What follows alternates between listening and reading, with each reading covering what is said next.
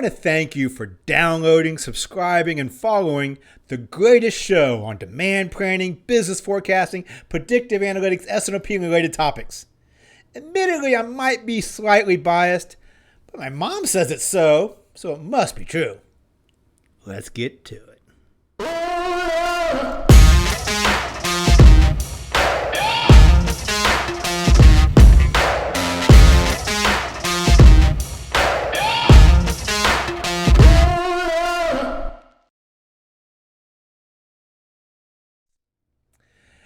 Welcome. This is IBF On Demand, your biased and not so humble host, Eric Wilson. I'm coming at you from my bunker somewhere here in the heart of Kentucky. You can find me at eric@ibf.org. That's eric@ibf.org. We do have a sponsor, a truly unbiased and informed sponsor, Arkiva, your one-plan S&OP software solution.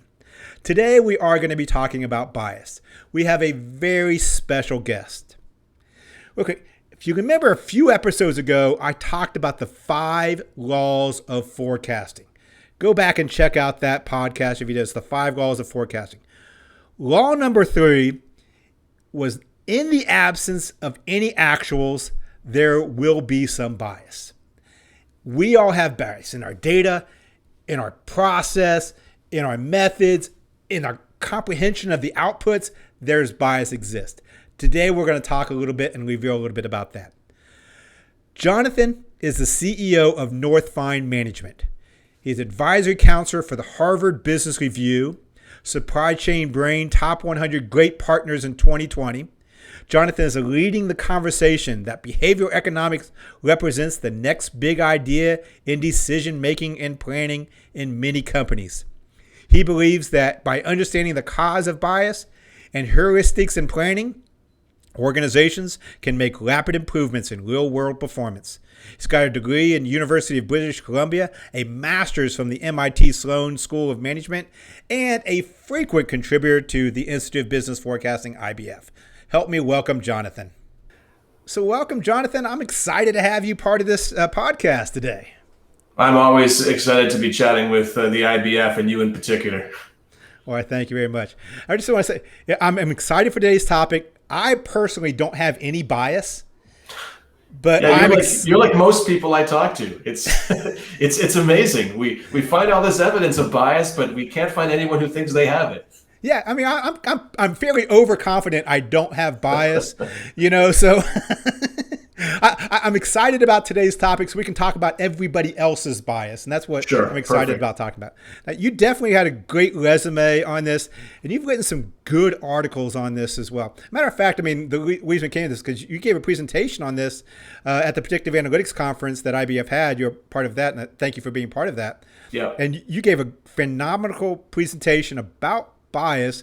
Really made me start thinking. So the reason I wanted to bring you in to really get the audience start thinking as well, because they may not all be like me, unbiased. I think part of your findings was a lot of people, actually, including me, have bias. Sure. And interestingly, I mean, all kidding aside, one of the articles that you're referring to that appeared in last quarter's Foresight, what was about the global study that we did about bias in planning and more importantly, what we can do to mitigate that. And Foresight very generously offered to have the article peer reviewed. So Paul Goodwin, who a lot of your listeners will know as being like one of the godfathers of modern forecasting, as well as Jeff Baker, who's another frequent speaker at IBF events, were 2 people who took the time to peer review the article and gave some great feedback. There is a third person whose name I won't mention, who was invited to review, and their feedback came back extremely negatively, which is fine. That's the reason we have peer reviews. If there's gaps in the research or gaps in the logic, let's by all means illuminate them so we can do better. But the essential premise was, you must have spoken to over 600, because that was the scope of the study over a year and a half. You must have spoken to 600 of the worst forecasters ever, because me and my team would never make those mistakes. And I mean, like, completely without irony. So, and this is a seasoned forecaster. So, all kidding aside, there's tons of research. We're not the first to look at it. We put a lot of research into practice to see how this plays out in real life. But there's decades of research showing just how biased and flawed human judgment is under uncertainty, which is literally what we're talking about when we talk about forecasting. But so many people are very much in the camp of, yeah, it makes sense. Probably there's some people with bias. Fortunately, I'm not one of them. And the reality is, not to spoil where we're going in the conversation, but virtually everyone we looked at had some sort of biases. And I hope a lot of the audience understands that they're in that seat as well, as they have some type of biases. Now, with that research, what was some of the big findings, aha moments you had in that research?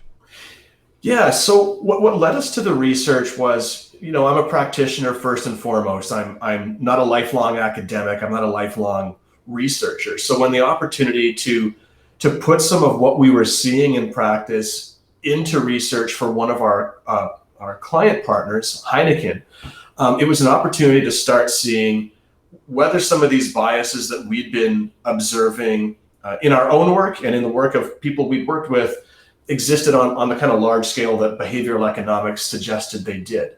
And Heineken had 176 global demand planners that they wanted us to speak to. And we had some early ideas that we'd probably see some differences regionally, that there might be cultural differences. We were asked to investigate whether or not they were gender-based differences. That's a fraught topic, so I'm not going to jump into that unless we're forced to later. But what really surprised us is the idea that we know forecasters and salespeople in particular get knocked a lot for having positive bias, which personally I have no problem with. I think ops folks and finance folks are so negatively biased that if you didn't have some positive bias on the other side of the equation, you'd think the sky was falling every day. So it balances out in a way. But what we were really surprised to see, for instance, is that in cases where there's human intervention in forecasts, where they're overriding a statistically driven baseline, forecasters are 4 times more likely to make adjustments up than down. So when you think of that in statistical terms, you have an unbiased stat baseline driving a forecast. Computers don't have bias in the statistical sense. So statistically, what we should see is an equal number of interventions on the positive and negative side. When you're seeing 4 times as many on the high side, it means we have no problem materializing changes that make the future look brighter, but it takes a lot more to push us to actually intervene and bring that forecast down. So that was one, and that was pretty interesting. That corroborates work, incidentally, that Paul Goodwin and some of his colleagues had done decades earlier, but without the benefit of the kind of scope of research we did. Another interesting one is it corroborated longstanding research on the Dunning-Kruger effect, which shows that the less experience a forecaster has, the more likely they are to think they're right. So what we found is in forecasters with more than 5 years of professional experience, that overconfidence that you referred to earlier tends to sort of temper itself a little bit. There's still overconfidence, but it's about half the level that it is in forecasters that are in the first couple of years of their professional career. So is that partly because they've been told they're wrong for so many years, they start to understand and agree with it? Is that why? It could be. That's the premise that Dunning and Kruger basically put forward with their research in the late 90s. The idea that the more you know, or the more you've experienced, the more you realize you don't know that much. It tracks with my own career. In the first couple of years of practical forecasting, I'd come out of an analytics position, which, there was math, but I wasn't a forecaster. And I was sure I was right. And as the years went by, I became more aware of how frequently wrong I actually was. Yeah, it makes sense. I have a son who just graduated from college, and he knows everything. Just ask him. So, Yeah, yeah. so it makes sense. So, I mean, I think it was so surprising. Like over 90% or something, a number like that was actually had some bias as forecasters. It was some number like that you had in Yeah, this research, I absolutely. believe. I mean, depending on how finely you want to slice what a bias is, if you look at what the three big buckets of biases that Daniel Kahneman and Amos Tversky, along with later Richard Taylor, came up with, and these are sort of the grandfathers of behavioral economics. There's a bucket of biases that they track to the availability heuristic, which is the mental shortcut that our brain uses that essentially says, what I'm looking at, I think looks like something I've seen before. So rather than spend a lot of time really interrogating this situation, I'm going to react in the same way I did last time I saw this. That could be something like, a couple of times you walked through the jungle and a tiger jumped at you from the side, so you quickly jumped out of the way. And a year later, you're seeing something in your peripheral vision that looks like it's coming towards you. You're not stopping and turning and thinking about it. You're instinctively jumping out of the way. It's an evolutionary instinct that serves us really well. But considering that there's a lot of research that shows between 25,000 and 30,000 decisions we have to make every single day, you can't stop and really deeply consider every one of those decisions. So although it's a mental shortcut, it serves us well in a lot of cases. Where it doesn't serve us well is if we're looking at data and we're looking at forecasting and we're supposed to be very objective, and we look at a data set that feels like we've seen it before and we instinctively treat it the same way rather than double clicking it. That's often a recipe for disaster, because it's because of the availability heuristic that our judgment in these areas of uncertainty often falls short. And there's a lot of biases that lead from availability. The next big bucket is sorry, I got that totally wrong. I'm sorry, listeners. I just described the representativeness heuristic. So everything I just said is representativeness. I'm having my own cognitive dysfunction right now. The availability heuristic is similar. It says, if I can recall something quickly, this is probably an important piece of information to recall. So it's the reason why, for instance, we're afraid of shark attacks. We've seen movies about it. We've heard about it in the news, when in reality, last year, 13 people died of shark attacks. In contrast, 70 people died of falling airplane parts. But no one's made movies about falling airplane parts, so it's not a thing that really, is top of mind. And there's biases that come from the availability heuristic, a lot of them. And the final is sort of a bucket of judgment fallacies we have, which is anchor and adjustment, which leads to mental accounting issues. Intertemporal discounting, which is a fancy way of saying, if it's in the future, I discount its value today by way more than classical economics or real accounting suggests I should. We have a disproportionate fear of loss or an aversity to risk versus our affinity to reward. So looking at the research, we feel about 2.25 times worse losing $100 than we do gaining $100. So to get back to your original question, when you look at these big buckets of heuristics and all the biases that go with them, they explain in broad terms psychologically why these biases exist. But if we really want to slice it finely, I mean, there's hundreds of biases out there. We tested for 26. So wow. To come back and say, yeah, more than 90% of people had biases, I mean, it's not that surprising. There's every bias under the sun. I think what was surprising is just how biased people were. So not did you have a bias, but the extent to which that they were, for instance, positively biased. So they'd look at neutral data sets or random data sets and really have a positive interpretation. Okay. Now you mentioned that neutral data set. You actually did an experiment where you presented a random data, pretty much, asked them to provide the next few points. Then you provided some context with it that was really meaningless, and the numbers totally changed. Is that correct? Yeah, that's a really interesting example of the framing effect. So anytime we had people looking at a data set, certain they could see a trend, we were seeing evidence of some sort of bias. And what you're describing is, we presented them a data set, asked them to give us not even the specific forecast, but just directionally. Do we think over the next 6 months it's going up, down, or flat?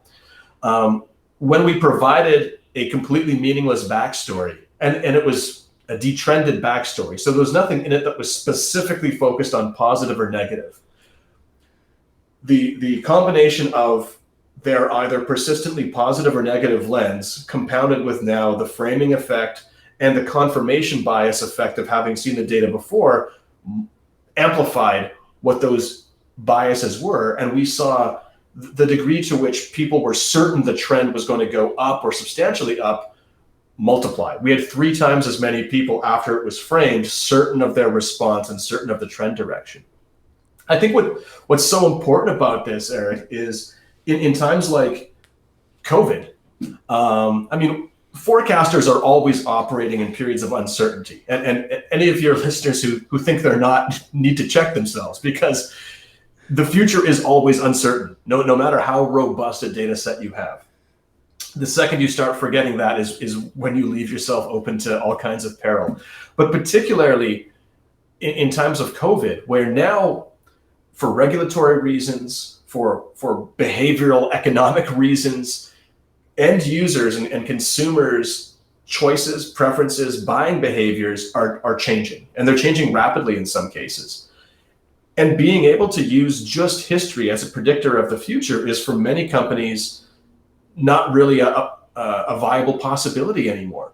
So companies that didn't have a robust framework to integrate judgment into their processes are being exposed, because you can't use stats alone when the landscape is changing. Stats is only as good as history is going to look at like the future.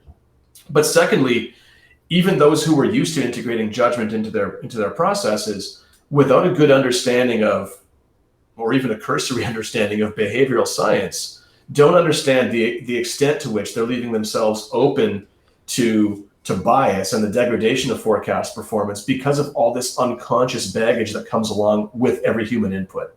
There's a ton of value to human input, but there's a ton of downside as well. So it's really understanding where and when to use the judgment, and more importantly, what you can do to mitigate some of the downside of those cognitive dysfunctions that we all have.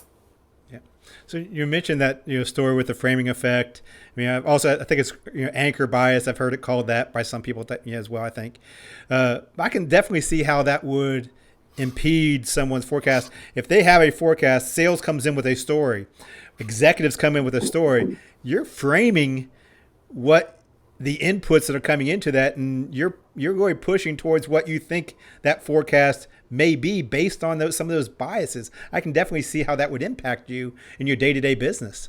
Yeah, I mean, there's really a couple of different flavors, let's say, of biases at play in the real life of demand planners. So there's the biases that the individual themselves has, often unconsciously, but then there's all those biases to which they are subjected as the result of the culture of the organization or of the group dynamics. And like you're saying, I mean, who as a demand planner hasn't been, let's say, persuasively asked or strongly suggested to alter the forecast because it doesn't look like the budget, or it doesn't point to where the sales plan needs it to point.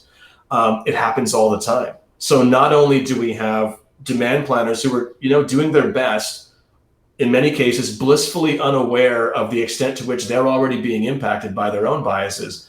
Layered on top of that, you end up with organizational biases that in many cases aren't even unconscious. Many of these are consciously telling people to do things that is not supported by data or by judgment. Okay. Well, so of that big list of biases that you looked at and measured, and what are some other ones? I know you overconfidence. How would that impact the demand planner and forecaster, unconsciously or consciously?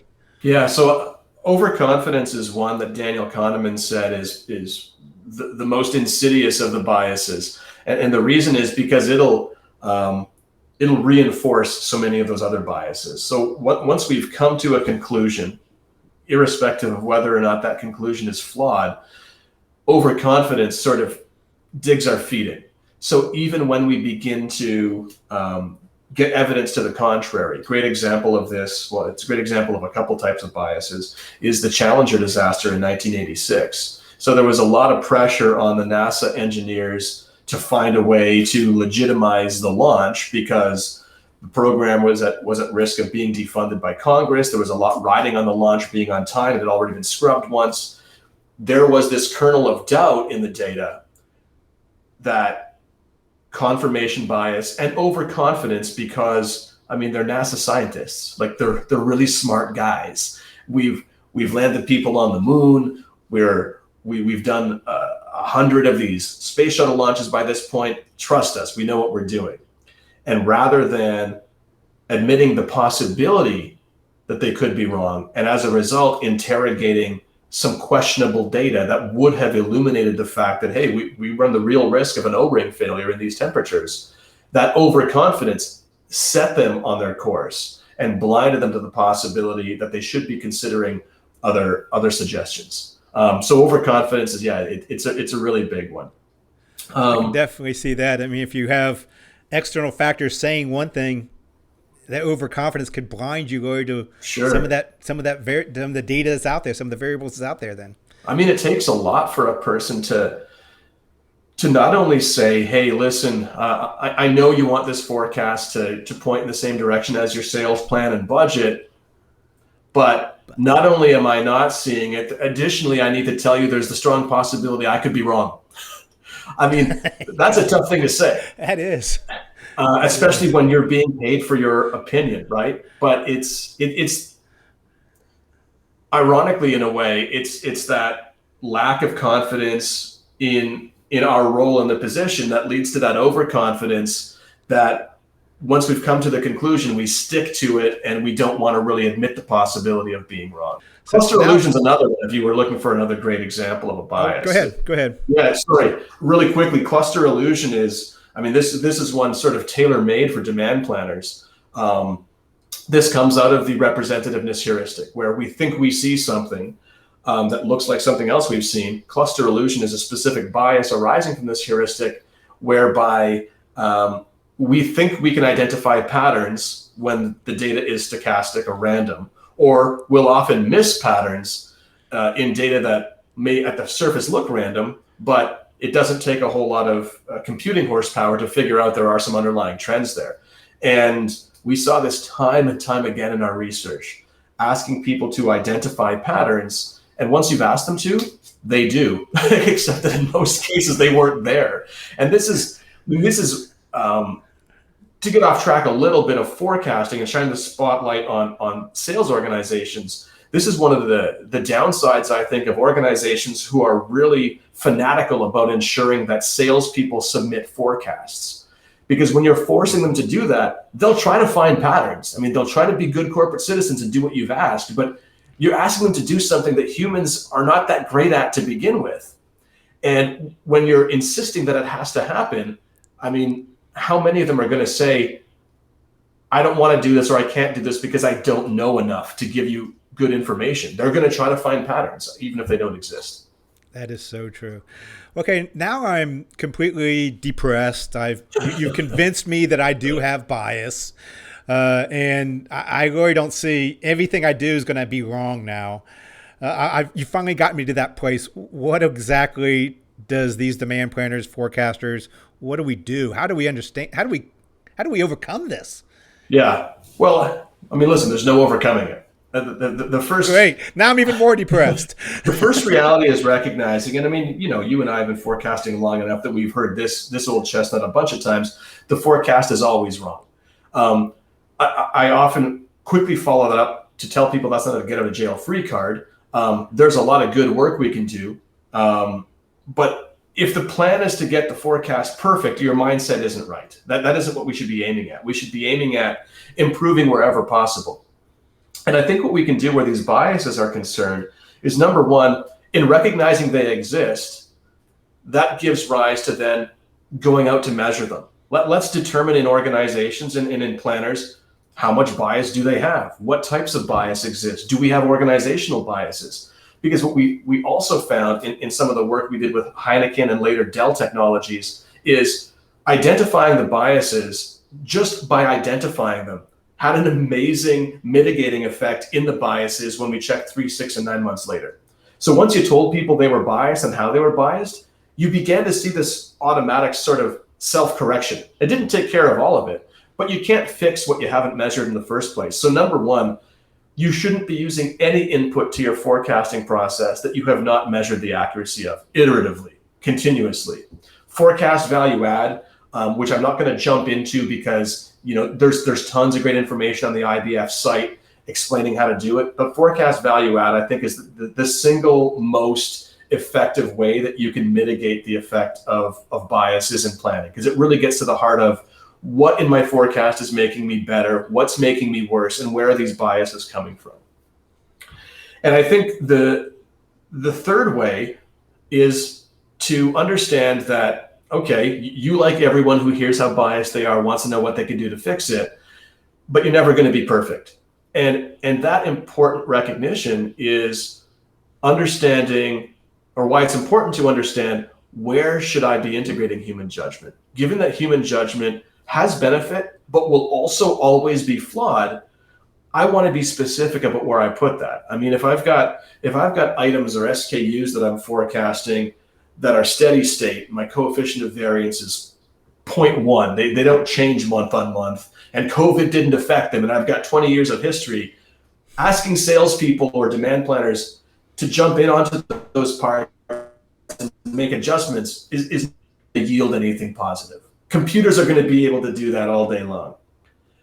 But on parts where the variability is a little bit higher, on parts where the future is, or the current state is changing versus the past, it's worth getting human judgment there, even though you may carry some bias with it, because it's still going to be better than what a computer is going to be able to do without that judgment.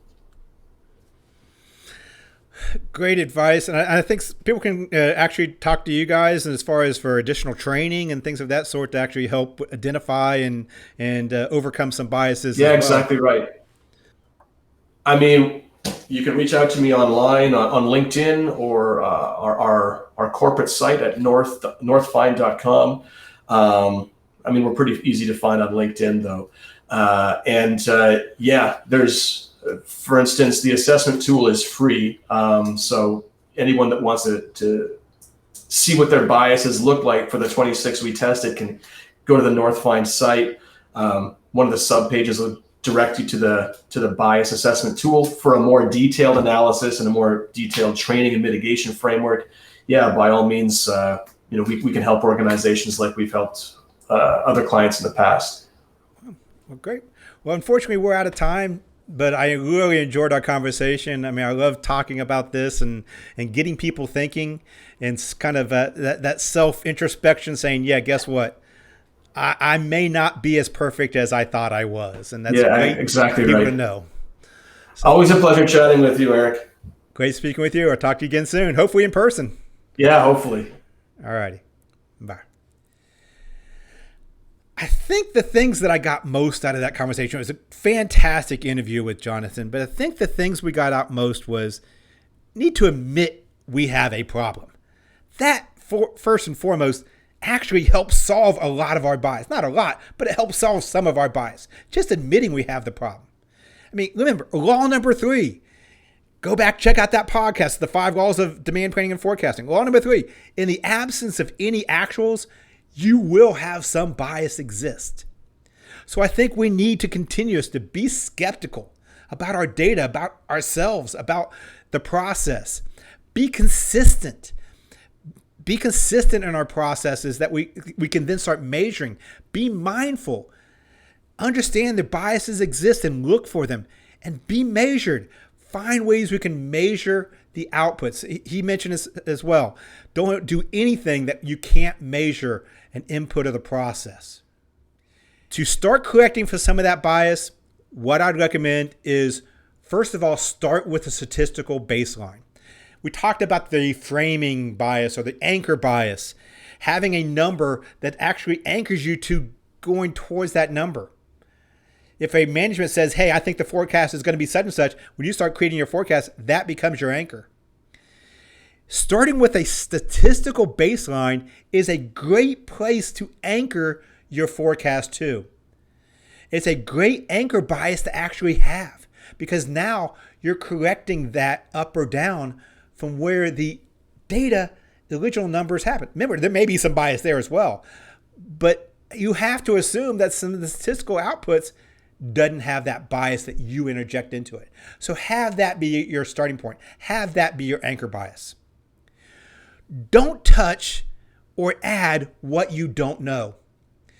So many times we have the need to do something with the forecast, to adjust from a naive forecast because we assume we have to show some kind of value in this forecasting process. Even though we may not know anything to add, we may not be adding value, we still believe we have to do something. Don't touch or add what you don't know. Leave it. Leave the statistical, if naive forecast, if we don't have anything to add to it. Naive forecast is not a bad forecast to do. Question with boldness, but look for counter evidence as well. If you have inputs, you have feedback, you have different things you want to change your forecast, question why you're making these changes, if it's the right changes. Look for counter evidence that may counter what that sales is saying, marketing is saying. Try to find counter evidence to go against, to really balance your decisions out. Verify with more data and sources if you can. Don't take carte blanche a single input. Make assumptions that, hey, there may be other data sources out there that have other inputs. Go out.